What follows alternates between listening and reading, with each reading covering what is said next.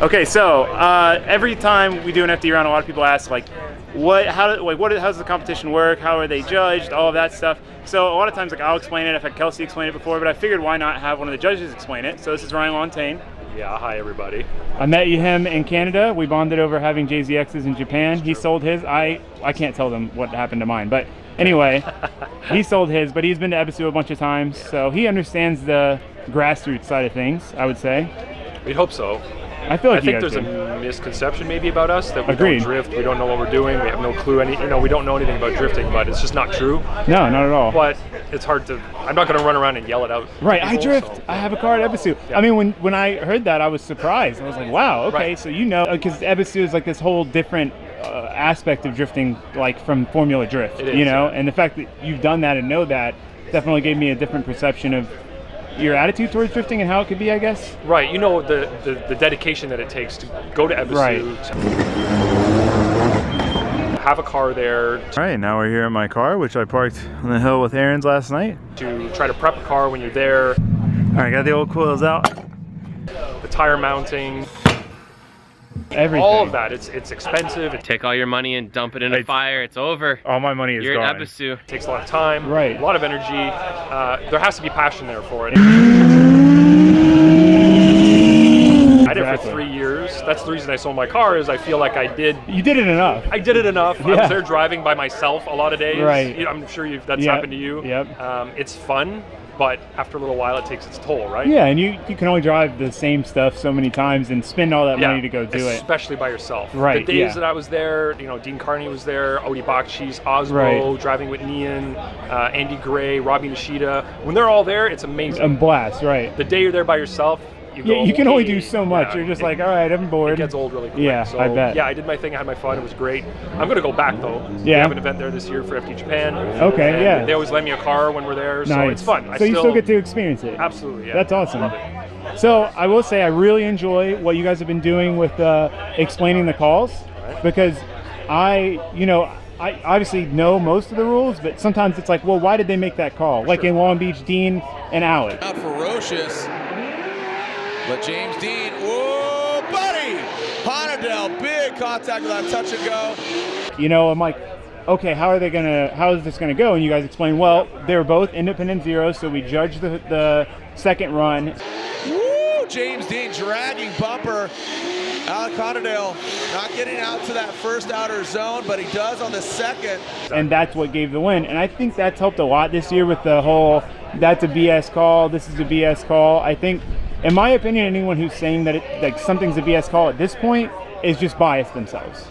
The people who are saying you guys are biased at this point are just biased Right. themselves, in my opinion. Honestly, I don't care who wins. I don't have any skin in this game at all. Right. When we're watching a tandem battle, we're thinking about what we've talked about in the driver's meeting. Running that 100-point qualifying run, trying to do as best as you can in the lead position, and then what is the chase driver doing? That's all I do is analyze Right. what's occurring on the track. When things like that happen in Long Beach, that's a technical kind of rule that we've had to implement over the years, because some weird situation happened maybe 3 years Right. ago, and it forced our hand to try to put this new rule into place, Right. to make it fair for everybody. And people said in that situation, well, Dean broke behind, Honadell straightened out by hitting the wall, but Honadell at least drifted, and there's all these different situations that come Right. up, right? But you have to think of it this way. If the other driver spun on the first run, or on the second run, and then you say, oh, it goes for that driver because the other guy didn't drift, it gets very complex. Right, there's And there just are so certain many situations. factors. Exactly. Yeah, there's no way to have a one-size-fits-all rule Yep. for everything that's ever going to happen in FD, because Yeah. it's drifting. And It's a trust judge us, we sport. don't like giving incompletes for tire debeating, but that's Right. not even the judging rule, that's a technical side Okay. rule, because it's for safety. We Right. want them to run tires with the right PSI in them. Right, so they're not Debeating and being tires dangerous on the sending track. a tire across Exactly. No, it makes sense. Yep. Yeah, I feel like a lot of the rules people misunderstand and they don't really know why they're there. And Yep. it's just like that. Like, let's say somebody's way worse of a driver, but the follow driver hits them and kind of almost spins them out, and that person gets the win. People are like, well, that's not fair. He wasn't doing as good, but it's just that's the way it has to be. You can't make a new rule for every situation that happens. Exactly. There has to be an overarching rule for every situation that occurs. Right. And sometimes our hands are tied with those. There's only so Sometimes much you can do. It's kind of crappy. I get Right. it. But most of the time, that rule's there for a good reason. Absolutely. Yeah. And I think also people don't realize that, like, you know, people think like the whole Drift Alliance thing. Everyone's like, oh, it's Drift Alliance, Drift Alliance. But you guys are friends with all of the drivers. You know, like you guys know, it's not like you're biased towards any single one of them. You guys know all of them. You guys all talk. It's not like, oh, you know these 3 dudes and they're your homies and you don't know anybody else, so you're going to vote for them. Right. You know, people don't realize that everyone here knows each other. It's a very small community, the drifting community in the world, really. Right, yeah, absolutely. You know people that you follow, and they'll come to the events and you see them, but then take that down to one series. Yeah. Of course we know each other. Everyone I've been knows judging each here other. since 2011. Andy used to drive in the series back in 06, 07, back in those days. Right. And of course he's going to know everybody. He's been here since day one. Right, You know? everyone's going to know So everyone. we don't, again, I go up and give people crap sometimes, people, because we know each other. Right. I can go up and say, what'd you do there? Why were you thinking? You screwed up. You Yeah. know, like, that's why you lost. And Right. They go, oh yeah, I know. So we have, you said, we're all friends. Yeah. And I don't, like I said, I don't care who wins. Yeah, I you don't- can't pick favorites. No. It just doesn't work that way. Not at all. But I'm glad. I feel like the judging has definitely improved. I would say a few years ago, I had my questions on calls, but that also is, you know, I've learned over the years, like why certain calls are made. So maybe it's just me changing, maybe it's not FD changing, but I definitely think you guys should continue the whole explain the weird calls, especially Right. like why we chose this person. We try to convey new rule changes. We try Right. to explain anything that happened on course that could be considered questionable or anything that was a little bit Controversial. controversial is the right Right. word, I guess.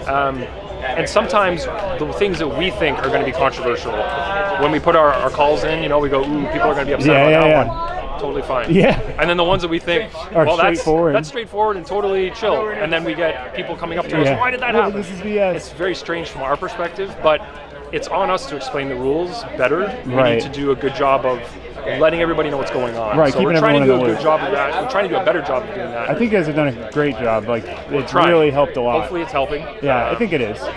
We still get some hate on the internet, which I think happens. It's inevitable. It's normal. I get hate on the internet for rambling too much or because of my song choice. So trust Right. me, It we all happens. get it. But you know, oftentimes what happens is people will give me a hard time online, and I will start a conversation with them via DM or even in a thread, Right. whether it be on Facebook or Instagram or whatever. And in the end, we end up, if we don't agree, at least we respect each other, and it's like, okay, I respect Right, why like you that did makes it. sense. Yeah, and they understand why the decision was made. And sometimes people, I'll say, come meet me at the event, and we'll have a chat. And we Right. do that too, and it's fine. That's awesome. People approach us and ask questions, and that's great. And if Yeah. I can help explain things a little bit better, Right. so be it. You know, It's a like that's win-win. even better for everybody. So Right. yeah. Okay, so last thing. Yeah. Could you just quickly explain how qualifying is judged and then how like a tandem battle is judged? Sure. So qualifying, we have, of course, our 3 judges. In the qualifying sessions, one will judge line, one will judge angle, and one will judge style. Style is divided into 2 groups this year. We have fluidity and commitment. That's new this year. Last year it was initiation, fluidity, and commitment, where we've taken away the initiation as its own thing, put it into fluidity and commitment, and there were 20 points each. And we're looking for how the car's rotating on its own axis. Okay. So how the car rotates like this as it's going through the track, and then how the car is approaching the outside limits of the track. So if there's a wall, if there's a track edge, or there's a barrier, anything like that, how the car is approaching it. Is the driver really confident? Are they approaching that using momentum, or are they kind of a little bit scared going in? Are they Right. a little, gentle going in, or are they grabbing a lot of handbrake, or they're slowing down and then trying to drive up to it? Right. We want momentum to be carried throughout the course. So that's really the style portion, which we've Interesting. increased to 40 points this year. Wow, So okay. we're really putting more importance on that. And then line and angle were 30 each. And of course, they're pretty self-explanatory, how Right. sideways the car is and if he's following the right line around the track. Right. When it comes to tandem competition, the lead driver is supposed to do the highest qualifying score run that they can, basically, in the lead. So they can't forget everything that we told them to do in qualifying. You're trying to get close to the walls, you're trying to have good angle everywhere, maintain momentum throughout the course as well. Smooth line. Of course, yeah, you want to be smooth in your rotations, just like you want to be in qualifying. And it's really important in tandem to have that in the lead position. And they also have to follow the Excel-Decel map. Right. If they're not following that map, it's really hard for the chase driver to be confident in being really close to them. And So where we they're try gonna to end design up the and- rules so that the chase driver knows he's going to slow down in this area, but everywhere else is going to be full throttle. Right. They know they can stick to the door. There are no games. And if there is a game that's played or some error that occurs from the lead driver, the chase driver knows that they'll be protected. Right. Because the chase driver knows that they can get close, and if the lead driver makes that error in an area where they're not supposed to slow down, let's say, then it's going to be held against that lead driver. Right, right. So it allows them to commit. Exactly, and the chase driver needs to stay close as much as they can throughout the course, mimicking the line, the angle, transition points. If you watch a really high-level run, and you know it when you see it in tandem, the chase driver will initiate at the same time. Right. They look like they're a mirror of one another as they move through the course. And when you see a great run like that, Osbo, Peter Vincic, all the way out to the touch and go. And as does Osbo, look at that. Probably one of the best chase runs we've seen today here, especially from Osbo. Woo-hoo-hoo! Make some noise!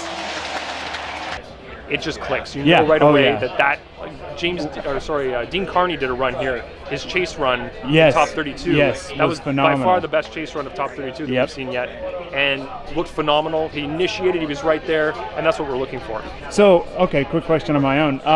Let's say the lead driver goes way offline. Is it better for the follow driver to follow them or stay on the correct line? So I always make this really lame joke in the driver's meeting. I say the chase driver needs to follow the lead unless the lead car goes somewhere dangerous. So if the lead car goes sailing into a wall, don't follow them there. Okay. That's my lame joke.